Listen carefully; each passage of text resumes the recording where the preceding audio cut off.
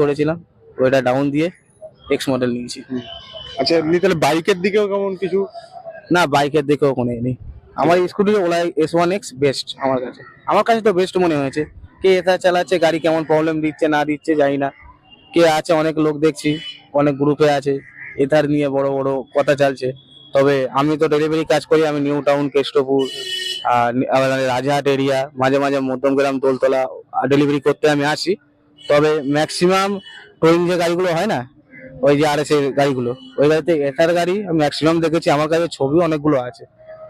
আচ্ছা, তুমি যেহেতু ওই এরিয়াতে কাজ করো, আমি তোমায় জিজ্ঞাসা করছি কোনো হাইপার চার্জার, কোনো ফাস্ট চার্জার, কোনো কিছু তুমি শুনেছো? যদি একটু শেয়ার করো।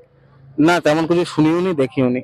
আচ্ছা, বা ধরো তুমি BPCL এর চার্জিং পয়েন্ট কখনো ইউজ করেছো?